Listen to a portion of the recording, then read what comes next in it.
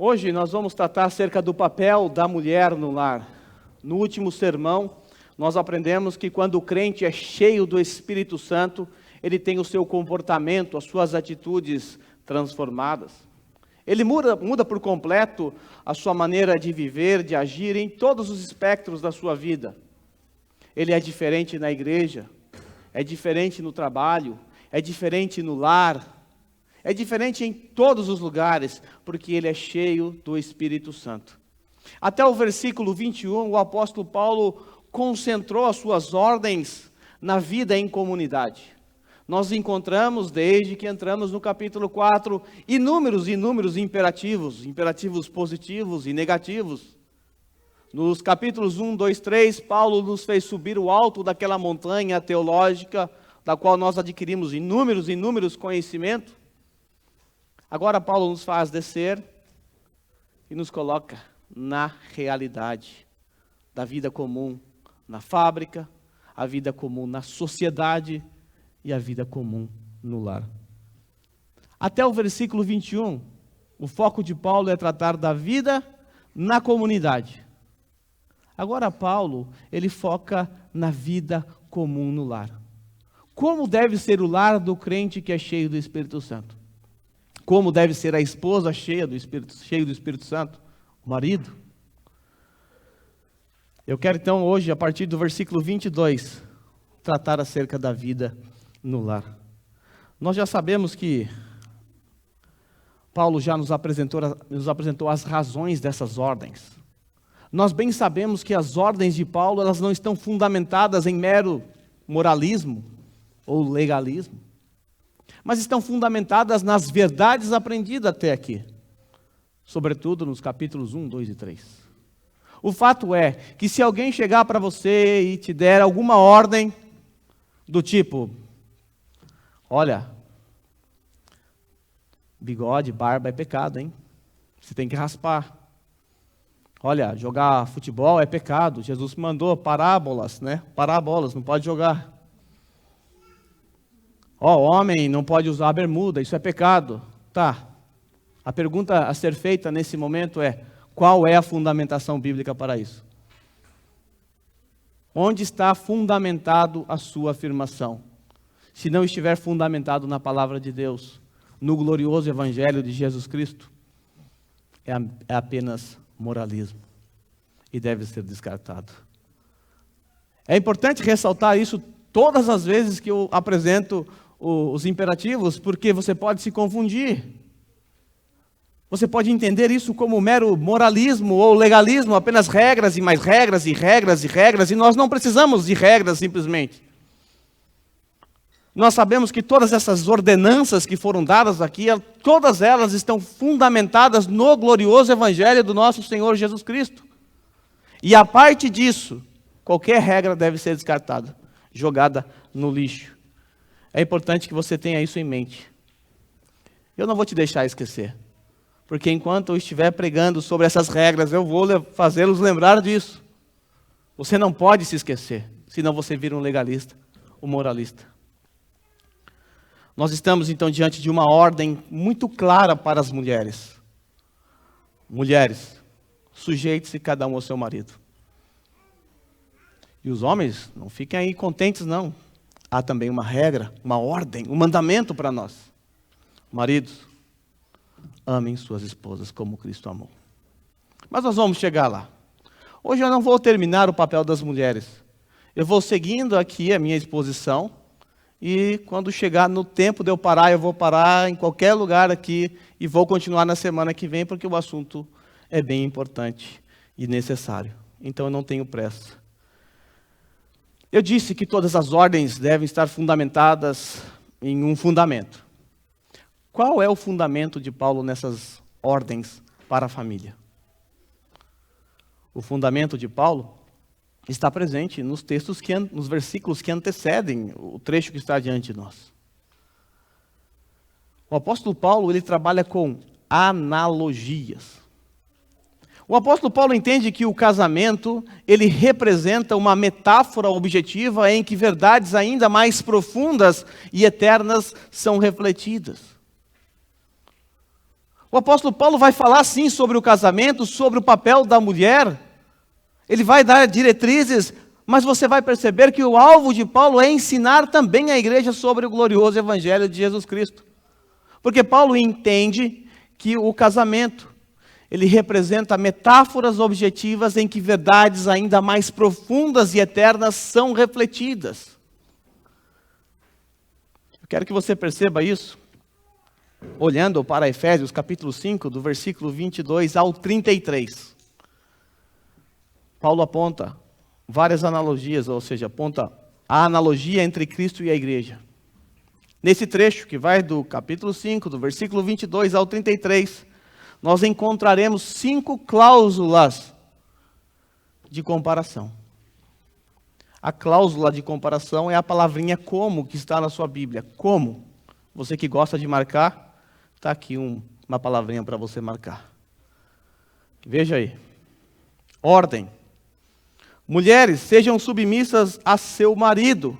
Analogia. Como ao Senhor. Ordem. Porque o marido é o cabeça da mulher. Analogia. Como também Cristo é o cabeça da igreja. Ordem. Mulheres, sejam em tudo submissas a seus maridos. Analogia, como a igreja é submissa a Cristo. Ordem, marido, amai vossas esposas. Analogia, como também Cristo amou a igreja. Maridos devem amar a sua mulher como ao próprio corpo, como também Cristo amou a igreja, corpo do qual ele é o cabeça. Consegue perceber essa analogia? Todas as ordens apontam para o que Cristo fez. E se você correr os teus olhos lá para o versículo 32, quando Paulo conclui esse assunto, depois de falar do papel do homem, do papel da mulher, veja o que Paulo diz. Grande é esse mistério. Você deve pensar, uau, ele está falando que o casamento é um grande mistério, e o casamento é misterioso também.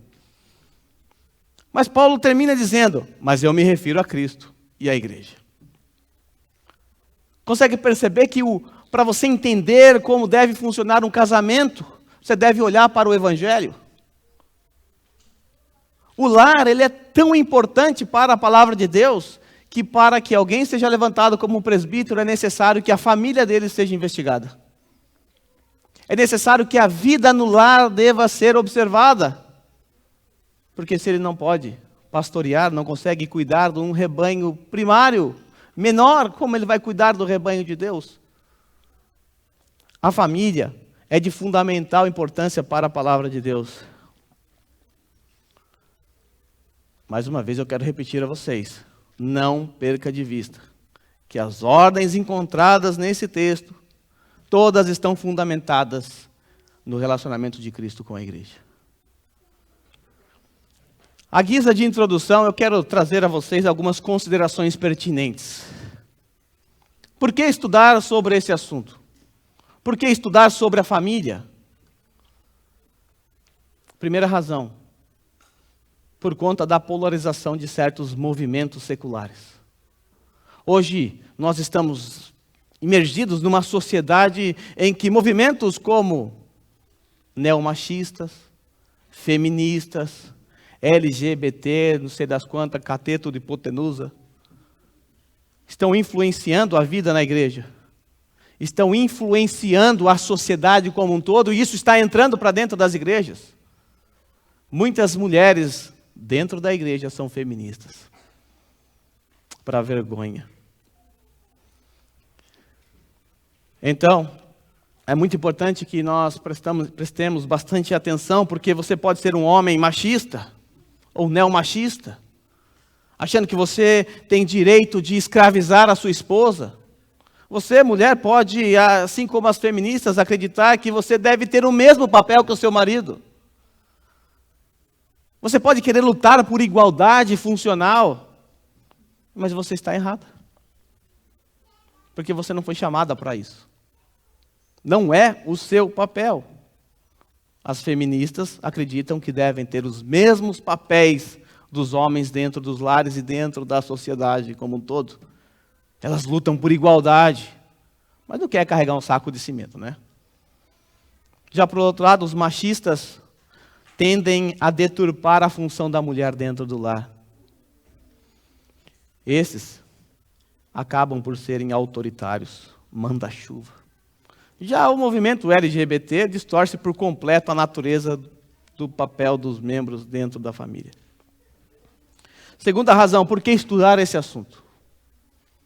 Por que se deleitar num assunto tão assim, parece... vamos estudar teologia, vamos estudar outros assuntos mais importantes. Por que estudar esse assunto? Segundo, por conta da negligência ou do desconhecimento dos papéis dentro do lar. Algumas pessoas até conhecem os papéis, até estudou sobre isso, já viu vídeos, palestras e coisas assim, sabe qual deve ser o seu papel, mas por alguma razão está negligenciando.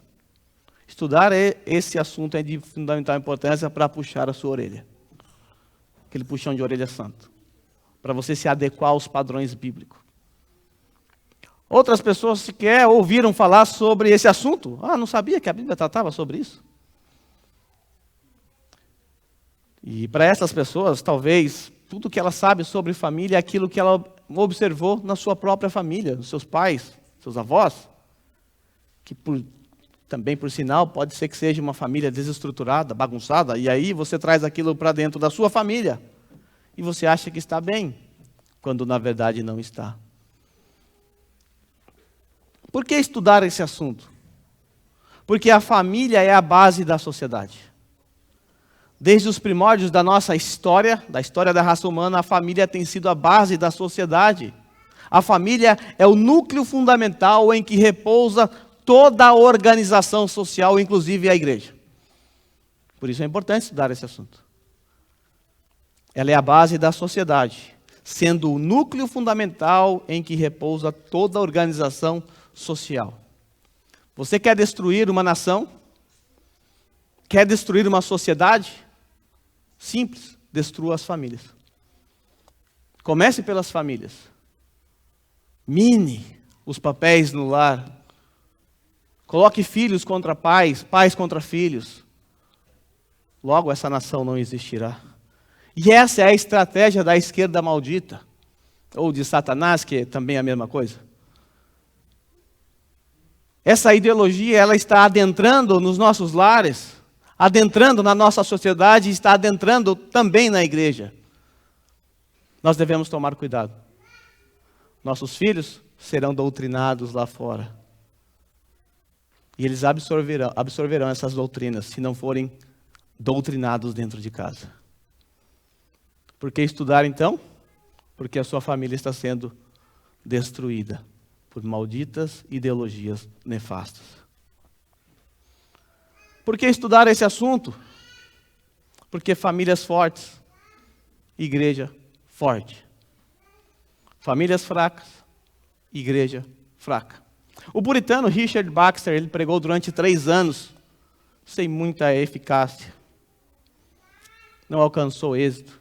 Até que um dia ele clama ao Senhor em alta voz e diz: Senhor, faça alguma coisa ou então eu morro. Deus deu sabedoria a Baxter e ele começou a perceber que ele estava fazendo a coisa pelo caminho errado. Ele entendeu que deveria então se concentrar nas famílias que estavam todas desestruturadas no seu contexto. Então ele passou a ensinar sobre família, indo nos lares, em grupos, e depois de um tempo, a igreja de Baxter experimentou um verdadeiro avivamento. O que é um verdadeiro avivamento? É quando as pessoas são cheias do Espírito Santo. Isso significa o quê? Que as pessoas são cheias da palavra de Deus. É isso que é avivamento. Avivamento ocorre quando o povo se volta para a palavra de Deus. A igreja dele, então, foi incendiada pelo poder do Espírito Santo. Famílias fortes, igreja forte. Famílias fortes dependem, acima de tudo, de homens piedosos. Feito essas considerações, eu quero adentrar no texto com vocês. Aqui está em vermelho, a parte preta você não precisa ler, até porque é impossível, a não ser que você tenha uma visão super potente. Mas a parte vermelha é a parte que compete às mulheres, a parte preta que compete aos homens. A parte vermelha diz assim: mulheres, sujeite-se cada uma a seu marido como ao Senhor, pois o marido é o cabeça da mulher, como também Cristo é o cabeça da igreja, que é o seu corpo, do qual ele é o Salvador. Assim como a igreja está sujeita a Cristo, também as mulheres estejam em tudo sujeitas a seu marido. Lá no finalzinho, depois de ele tratar do papel do homem, Paulo volta a falar da mulher. E a mulher trate o marido com todo o respeito. Esses são os versos que tratam acerca do papel da mulher no lar. Mas nós não podemos isolar esse texto. Nós não podemos tratar esse texto isolado do seu contexto. Na verdade, nós teríamos que voltar lá para o capítulo 4, versículo 1, e começar a pregar tudo de novo. Mais uns 3 meses aí. Mas eu não vou fazer isso. Eu quero apenas apresentar de forma resumida o argumento de Paulo que antecede essas ordens que estão no texto. Partindo do capítulo 4, veja o que deve ser praticado por aqueles que receberão estas ordens que estão aqui no capítulo 5. 4:1. Andeis de modo digno da vocação. 4:17. Não andeis como também andam os gentios. 5:2. Andai em amor. 5:8. Andai como filho da luz. 5:15. Vede prudentemente como andais, não como necios, e sim como sábios. Percebeu um verbo em comum? Andar. Não ande. Aliás, ande de modo digno da sua vocação. Não ande como os gentios andam. Andem em amor. Andem como filhos da luz. Vejam prudentemente como andam. Não andem como necios, e sim como sábios. Toda a ideia sobre o lar cristão pode e deve ser traçado partindo da ideia de que o cristão deve andar de forma sábia. É o que está no capítulo 4 e capítulo 5. Mas como é esse andar sábio? Tá, eu quero andar de maneira sábia. Como é que eu faço? Nós encontramos nos versículos 15 a 21 informações sobre como deve ser esse andar sábio. Nós já estudamos isso aqui, então vou passar de maneira bem rápida aqui. Eu quero que você perceba essa escadinha que vai descendo aí. Do versículo 15 e 16. Nós somos convocados a andar em sabedoria. Devemos andar em sabedoria, não como necios, mas como sábios, aproveitando as oportunidades. Então devemos ser sábios. O sábio é aquele que consegue compreender a vontade de Deus. Nós entramos então no versículo 17. Não como insensatos, mas compreendendo a vontade de Deus. Nós sabemos que nós compreendemos a vontade de Deus pela sua santa palavra. A seguir, uma outra ordem, versículo 18. Enchei-vos do Espírito Santo, que é uma consequência de compreender a palavra, de ser cheio da palavra de Deus. Então, assim, aqueles que são cheios do Espírito Santo, eles não são controlados pelo vinho, eles são controlados pelo Espírito Santo de Deus. Qual é a consequência, então, prática para aqueles que estão nessas condições, que andam em sabedoria, que compreendem a vontade do Senhor e são cheios do Espírito Santo porque compreendem a vontade do Senhor? O resultado dessa plenitude está nos versículos 19 a 21. Os 3 nós estudamos no último sermão. Edificação congregacional. Segundo, adoração pessoal. Lembra que eu falei para você não esquecer o cérebro e o coração? Então, adoração pessoal. Terceiro, gratidão. E quarto, que não deu tempo, a submissão mútua, tanto na comunidade quanto no lar. Mas por que eu estou dando essa volta toda para entrar no texto? Será que eu não tinha coisa para falar? É muito pelo contrário, porque eu tenho muito mesmo. Eu estou dando essa volta toda porque eu quero que você entenda que só é possível ter um lar estruturado se você caminhar por esses degraus que estão aí. Se você trilhar esse caminho. Porque toda conversa sobre papéis no lar estão subordinadas às ideias anteriores sobre andar sábio por meio de vidas controladas pelo Espírito Santo. É preciso que fique claro, mais uma vez, que o ensino de Paulo sobre o casamento e a família e também sobre nossos relacionamentos no trabalho é a continuação explicativa do mandamento. Sujeitai-vos uns aos outros no temor de Cristo, que é o versículo 21, que eu não preguei na última vez. Que por sua vez, É a explicação do mandamento principal. Qual é o mandamento principal dessa sessão que está diante de nós? Enchei-vos do Espírito Santo. Em suma, meus irmãos, se desejamos ter um lar estruturado, nós precisamos nos encher do Espírito Santo. Agora a questão é, como posso me encher do Espírito Santo? Eu sei que vocês já aprenderam isso, porque eu já preguei, vocês já sabem, mas eu vou repetir mais uma vez como é que você se enche do Espírito Santo. Pode ser que você não se lembre, pode ser que você nem estava aqui, e eu não quero que você saia daqui confuso. Se para que meu lar seja estruturado, eu preciso estar cheio do Espírito Santo, como eu faço isso? Lembra que eu recorri ao texto correlato de Colossenses capítulo 3, versículo 16 em diante? Olha aí como é que está na sua Bíblia em Efésios, e eu vou ler aqui na projeção em Colossenses. Em Efésios, a partir do versículo 19, está assim: não se embriaguem com vinho que leva à libertinagem, mas deixe-se encher pelo Espírito, falando entre si com salmos, hinos, cânticos espirituais, cantando e louvando de coração ao Senhor, dando graças constantemente a Deus Pai, por todas as coisas em nome do Senhor Jesus Cristo. Ok? Paramos aqui. A seguir ele começa a falar acerca dos papéis no lar. Em Colossenses a mesma coisa acontece. Olha lá, está na projeção. Mulheres, sujeite-se cada um ao seu marido, como convém a quem está no Senhor. Maridos, ame cada um a sua esposa e não a tratem com amargura. Mesma ordem, textos semelhantes. Mas há uma diferença fundamental e importante a ser percebida. Se você perceber, a primeira sentença ela é diferente. Se você comparar, a primeira sentença é diferente. Em Efésios, a primeira sentença é: não se embriaguem com vinho, encham-se do Espírito Santo.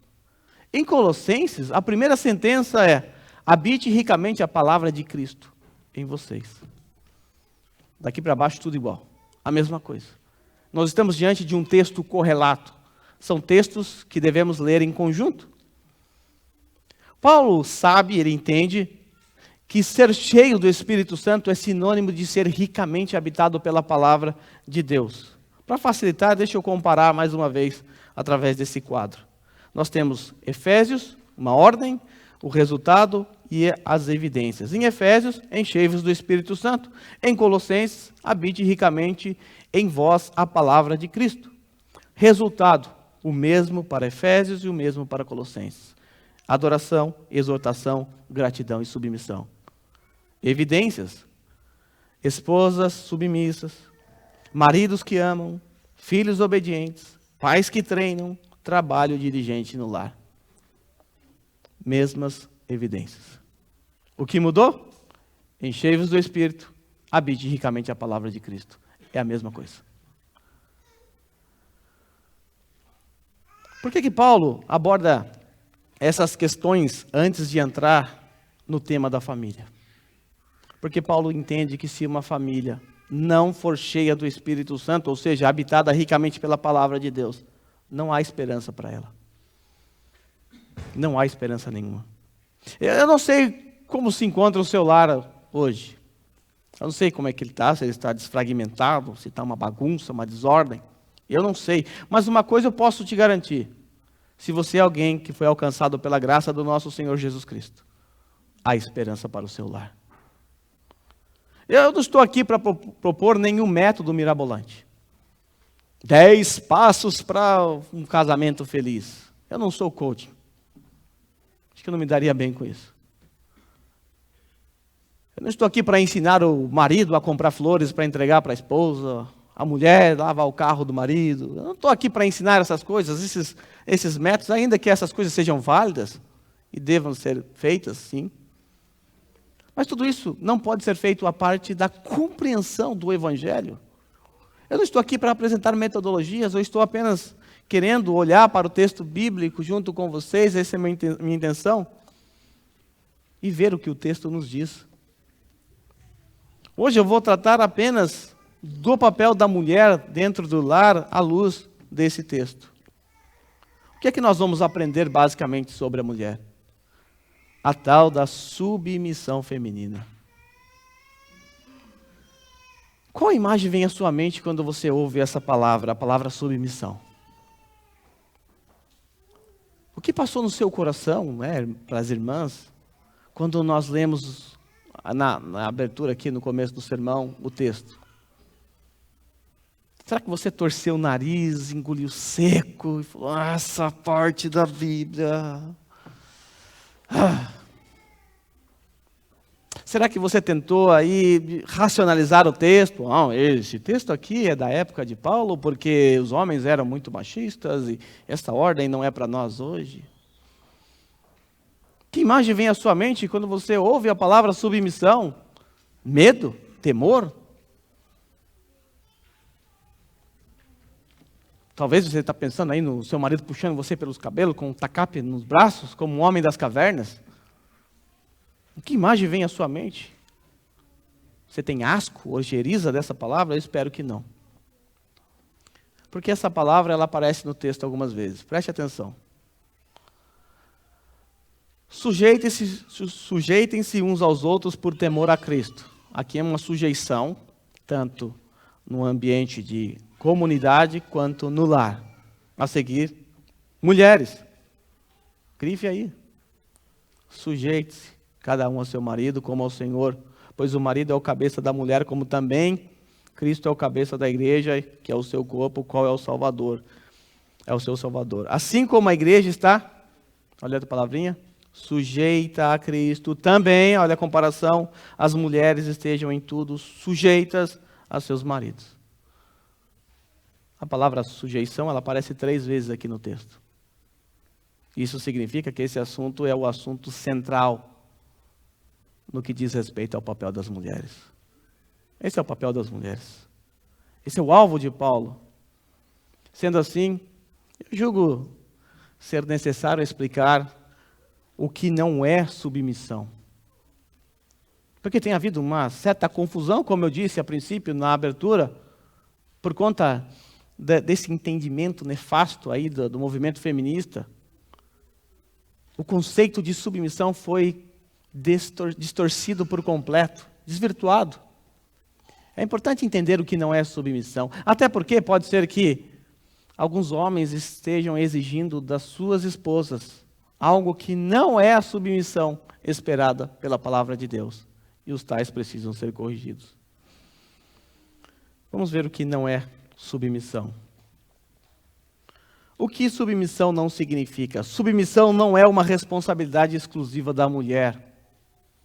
Esse ponto é interessante. Porque às vezes tendemos a pensar que isso é só da mulher, só a mulher tem que ser sujeita, nós homens somos livres.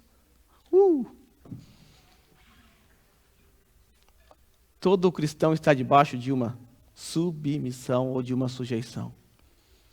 O versículo 21, por exemplo, ele deixa claro que como fruto da plenitude do Espírito Santo na vida do crente, todos, nesta comunidade, temos uma responsabilidade de submissão mútua.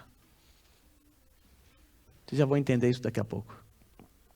O versículo 21, ele mostra essa realidade de que como fruto do Espírito Santo em nós, da plenitude do Espírito Santo em nós, todos temos a responsabilidade dessa submissão mútua. Infelizmente, quando foi feita a divisão dos versículos e capítulos, ou quando colocaram aqueles temas, aqueles títulos na nossa Bíblia, esse versículo foi separado. Mas o versículo 21 é aquele versículo que a gente chama de dobradiça. Ele está encerrando um assunto e está nos levando para um outro assunto. Lembra que até o versículo 21 ele tratou acerca da comunidade? Isso significa que, enquanto membros dessa igreja, nós estamos debaixo de uma submissão. Estamos sujeitos uns aos outros. Isso significa que nós temos que colocar o outro acima dos nossos próprios interesses, como o nosso Senhor Jesus Cristo fez. Então, o versículo 21 é uma preparação, mas ele começa dando uma ordem a todos da comunidade, homens e mulheres, sujeitem-se uns aos outros no temor do Senhor. Sendo assim, esposas se submetem à autoridade dos seus maridos. Isso a gente vai ver como isso funciona. Mas os maridos se submete à sua esposa quando? Quando a ama como Cristo amou a igreja. A nossa submissão às esposas é, na verdade, submissão a Cristo. Ele nos mandou amar a esposa como Cristo amou a igreja. Quando nós colocamos a nossa esposa acima das nossas necessidades, isso significa que nós estamos, assim como Cristo, nos submetendo a ela, assim como Cristo submeteu ao seu Pai. Quando filhos obedecem seus pais, eles estão se sujeitando aos seus pais. E quando os pais não irritam seus filhos, que está lá no capítulo 6, eles cumprem o dever de submissão mútua. E por fim, todos nós aqui devemos submissão a Cristo. A respeito desse texto, John Piper, naquele livro chamado Casamento Temporário, é um livro muito bom, ele diz assim: a submissão mútua é vista como uma expressão de estar cheio do Espírito Santo. Maridos e esposas cheios do Espírito Santo servem um ao outro. Isso é submissão mútua. Eles se humilham e se rebaixam para que o outro seja exaltado. Acham maneiras de submeter as suas preferências imediatas em prol do conforto e da necessidade do outro. Lembra que eu sempre uso aqui as palavras do Davi Merck? O cristianismo é outrocêntrico. É focado no outro, é em prol do outro. Isso tem que acontecer no casamento também. Quando isso acontece, nós temos essa submissão mútua. Então, submissão não é uma responsabilidade exclusiva da mulher. De alguma forma, em graus diferentes, todos nós estamos debaixo dessa submissão ou dessa sujeição. O que submissão não significa? Submissão não significa a inferioridade da mulher. Há mais ou menos um ano atrás, o pastor Paulo Júnior, acho que a maioria aqui conhece, ele, quando expôs esse texto, que eu estou expondo agora, ele foi atacado por uma patota de esquerda por defender a submissão feminina nos moldes bíblicos. Fizeram uma arruaça. As feminazes foram à loucura, começaram a acusar ele, Paulo Júnior, de rebaixar as mulheres. Tadinha das mulheres, você é um machista, tóxico e tal, ataques e mais ataques. Como se fosse isso que ele estivesse defendendo. Como se fosse isso que a Bíblia defendesse. A Bíblia em lugar nenhum defende a inferiorização da mulher. Ela não é inferior ao homem. Jamais. Nós entendemos que não existe diferença ontológica entre homens e mulheres, apenas funcional. O que eu quero dizer com diferença ontológica? A palavra onto significa ser, né? Por exemplo, quando você estuda teontologia, você estuda acerca do ser de Deus. Teo, Deus, ontologia, ser. No que diz respeito ao ser, homens e mulheres gozam da mesma dignidade. Não há uma superioridade ontológica entre homens e mulheres. Porque superioridade ontológica diz respeito à supremacia que um ente tem sobre o outro. Por exemplo, o homem, ele é ontologicamente superior aos animais. Às vezes não parece, mas é. O homem é ontologicamente superior às plantas, aos insetos. Já por outro lado, o homem é ontologicamente inferior a Deus. Deus é um ser mais elevado. Sendo assim, há uma hierarquia ontológica entre Deus, o homem e os animais. Deus, o homem e os animais. Ah, e a mulher, onde é que ela entra aqui? Será que ela entra debaixo do homem? Não. Igualdade ontológica. Igualdade ontológica. Sabe por quê? Porque tanto homens e mulheres foram criados à imago Dei, à imagem de Deus. Gênesis 1, 27 diz: criou Deus o homem à sua imagem, a imagem de Deus os criou, homem e mulher os criou. Homem e mulher são a imagem de Deus. Sendo assim, não há distinção ontológica entre homens e mulheres. Então, qual é a diferença entre homens e mulheres? A diferença é apenas funcional. Funcional. Apenas funcional. Onde está a inferiorização da mulher aqui? Aqui nesse corpo, aqui na igreja, há pessoas com funções diferentes. A minha função é diferente dos irmãos que tocam. dos irmãos que servem em outras áreas, que dão aula. Mas todos nós somos iguais diante do Senhor. Igualdade ontológica. Nós exercemos funções diferentes. Isso não me coloca num lugar melhor do que eles, porque eu sou pastor, ungido do Senhor. Eu não sou nada.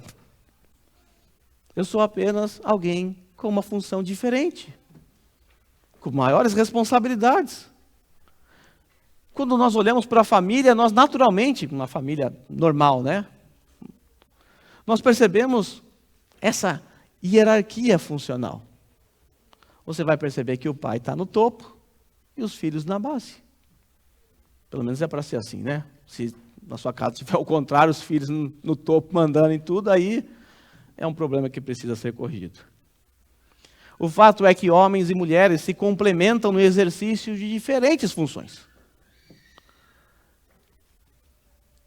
E não há nisso qualquer desvalorização ou inferiorização da mulher. Eu quero abrir um parênteses aqui para responder o argumento sem fundamento das mulheres que acusam a Bíblia de ser machista. Quando houve essa discussão lá com Paulo Júnior, o argumento era, e muitas irmãs feministas usam esse mesmo argumento, tá? Espero que não seja o caso de ninguém aqui. É que no dia de Paulo, as mulheres elas eram desprezadas, rejeitadas pela sociedade. Os maridos largavam as esposas por qualquer coisa. Se ela cozinhasse mal, ele arrumava outra. Se ele encontrava uma mais bonita, ele também trocava. Isso tudo é verdade, tá? Isso tudo é verdade. Existia uma linha rabínica no judaísmo, duas linhas na verdade. Uma delas defendia que se a mulher cozinhasse mal, você tinha direito de se separar e encontrar outra. A outra linha era pior ainda. Se você encontrasse uma esposa, uma mulher mais bonita, você poderia largar a sua e se casar com essa. É verdade que as mulheres nos dias de Paulo, sobretudo em algumas alas radicais do judaísmo, não era visto com bons olhos. Até diziam eles que as mulheres não tinham espírito, porque Deus soprou o espírito em Adão. Na Eva não, ela saiu da costela. Veja o absurdo. Então eu não nego que essas acusações que as feministas fazem seja mentira, é verdade. E isso é que faz o texto ser ainda mais impactante. Mais impactante, sabe por quê? Paulo está olhando para essas mulheres que eram desprezadas, rejeitadas por seus maridos, que eram trocadas, como quem troca figurinha na infância. Aí Paulo olha para tudo isso e diz assim: maridos, amem suas esposas como Cristo amou a igreja e se entregou por ela. Isso é uma revolução. Paulo não está inferiorizando a mulher, antes ele está colocando ela num papel de destaque. Sabe por quê? Porque Deus não manda a esposa morrer pelo marido. Mas ele diz para o marido morrer pela esposa se for necessário. Veja que para Paulo a mulher não é desprezada. E para você que tem ojeriza, você, né, irmã, que tem ojeriza da palavra submissão, pensa um pouquinho na responsabilidade que cai sobre os homens. Veja se você gostaria de trocar. Olha aí, olha para o texto aí, agora não, olha na sua casa, ou espera eu pregar sobre isso. Porque o que é exigido de nós, homens, é muito pesado. É muito pesado. Acho que você não queria trocar, não vai gostar de trocar. Submissão não significa escravidão. Algumas mulheres entendem assim, e outros homens se esforçam também para entender assim, porque é lógico, né? Senta lá no seu alto e sublime trono e começa a dar ordem. Você tem que ser submissa. Vem cá, pega a minha suripa aí, mãe. Pega um refrigerante para mim na geladeira aí.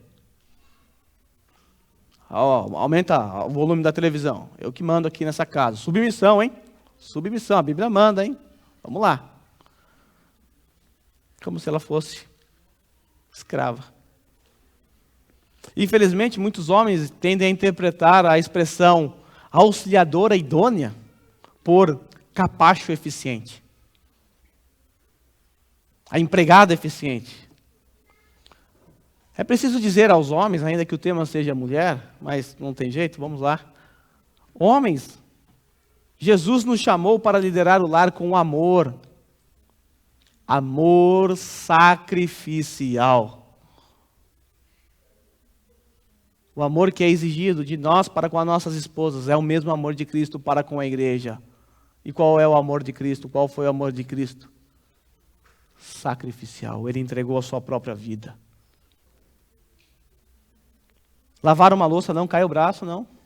Você experimenta, pode experimentar, eu garanto para vocês, não cai o braço, não. Ajudar a esposa nos seus afazeres não vai doer nada, não vai faltar sangue, oxigênio, fica tranquilo. Lá garantia sou eu. Não dói nada, não dói. Sobretudo, se a sua esposa te ajuda a cumprir o seu papel, que é o papel de sustentar o lar. Se você não tem condições de sustentar o seu lar, e a sua esposa precisa para te ajudar, ela trabalha para te ajudar no exercício da sua função, então por que você não pode ajudá-la? Por que você não pode cuidar das crianças? Sei que talvez você fique meio perdido no lar, como eu fico. Mas pergunte, o que eu posso fazer para te ajudar? Ela vai dar uma lista para você. Porque se depender de você, tá, eu quero ajudar, você vai ficar que nem um palerma lá na cozinha, olhando para cima, para baixo, igual eu fico. Que eu não sei onde está nada, não sei o que tem que fazer, não sei a ordem das coisas. Aí tem a auxiliadora. Ah, você quer me ajudar? Estende a roupa, faça isso, faça aquilo, por favor. Isso não é rebaixar o homem abaixo do seu papel. Isso é demonstração também de amor. Ela está cansada. Ela trabalhou. Pesangueou. Você também. Por que só você tem o direito de ficar no sofá com as pernas para cima? Comendo pipoca, fazendo ali, sei lá, assistindo as suas coisas. As nossas esposas não são escravas. Nós podemos e devemos ajudá-las nas tarefas diárias.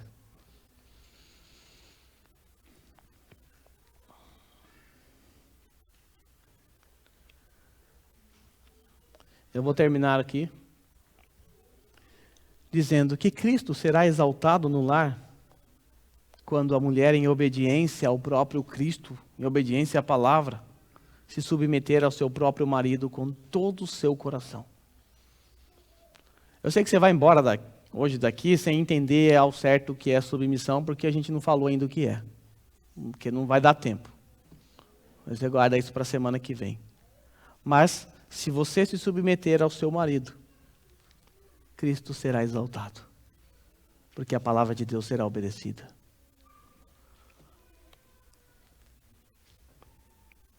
O Espírito Santo, ele usa a palavra de Deus para restaurar famílias à imagem de Deus. O Espírito Santo, ele usa a palavra. Não adianta eu falar, vem aqui à frente, quem está com um problema no casamento, levanta as mãos que eu vou orar por vocês. Não, medite na palavra. Você precisa ser cheio do Espírito Santo. Para ser cheio do Espírito Santo, você precisa ser rico da palavra. Ela tem que habitar na sua mente, no seu coração, para que você não peque contra o seu Deus. Então leia, medite, compartilhe a palavra. E o Espírito Santo vai usar a palavra de Deus para restaurar o seu casamento, o seu lar. Porque ele vai restaurar você, vai te fazer ser mais parecido com Cristo. Vai fazer o homem ser parecido com Cristo ao ponto de amar a sua esposa, como Cristo amou a igreja. Em Cristo, a mulher outra vez ocupa seu lugar de companheira fiel do seu marido. Não de capacho ou de qualquer outra coisa, qualquer outra distorção. Eu digo a vocês, irmãos, que se os nossos filhos chegassem para nós e perguntassem, pai, me ajude a entender o Evangelho. Se os nossos lares fossem cheios do Espírito Santo, se a esposa for cheia do Espírito Santo, cheia da palavra, se o marido também for, existe uma maneira muito didática de mostrar para os nossos filhos o que é o Evangelho. Filho, sabe o que é o Evangelho? O Evangelho é a mensagem de um Deus que amou pessoas pecadoras, falhas, e enviou o seu Filho, que amou incondicionalmente, que foi capaz de entregar a sua vida por um povo que até mesmo desprezava. Para mostrar isso para você na prática, filho, é como o papai faz com a mamãe. Você consegue perceber como o papai ama a mamãe? Como o papai coloca a mamãe em primeiro lugar? Como o papai lidera, governa essa casa, levando em conta a nossa mamãe, a sua mamãe? Filho, você sabe que eu seria capaz de dar a minha vida por ela. Eu até já falei isso para você quando você se levantou contra ela. Filho, você quer saber qual é o resultado desse amor de Deus demonstrado em Cristo Jesus para um povo? Ele morreu por esse povo. E agora esse povo pertence a Ele. E agora esse povo ama esse Senhor que derramou seu precioso sangue por ele.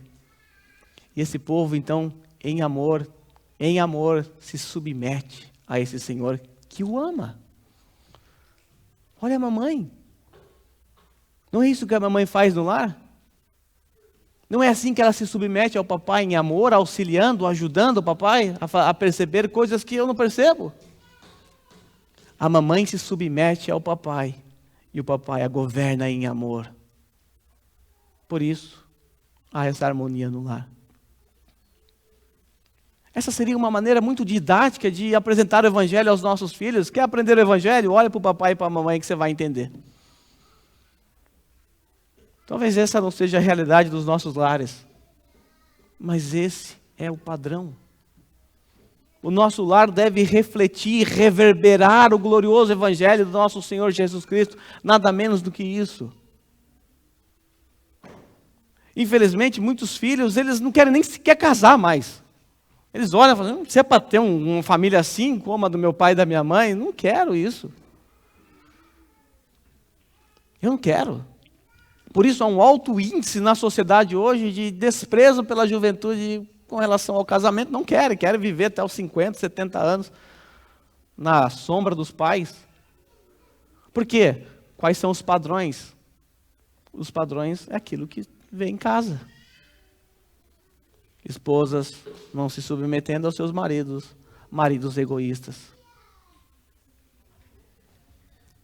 Eu também não ia querer casar. Se esse é o padrão, se o padrão de casamento for o padrão dos meus pais, eu não ia querer casar jamais. Estaria solteiro até hoje. Estaria bem melhor solteiro, eu pensaria assim. Então Cristo é exaltado no nosso lar quando a mulher cumpre o seu papel, quando ela faz isso com todo o seu coração. Vale lembrar, nós vamos tratar disso na próxima semana, mas eu quero já lembrar vocês que a obediência tem que ser de coração. Tá bom, o pastor falou que tem que se submeter, vamos lá, vamos me submeter. Isso não é obediência. Isso é abominável aos olhos do Senhor. Qualquer obediência que não seja do coração é abominável. Então, queridas esposas, maridos também, peça ajuda do Espírito Santo. Peça ajuda a Ele. Se aprofunde na palavra de Deus, que o Espírito Santo vai reestruturar a sua família. Você terá uma família imagodei, a imagem de Deus. E não se esqueça, mulheres, que em Cristo você ocupa o seu lugar de companheira fiel, de auxiliadora fiel ao seu marido, porque é para isso que você foi criada. Você não foi criada para governá-lo. Você foi criada para auxiliá-lo. Então, você é colocada pela palavra de Deus no seu devido lugar. E com isso você não é menosprezada, desvalorizada. Com isso você é exaltada porque você obedece à palavra do Santo Deus. Curva a sua cabeça, vamos orar.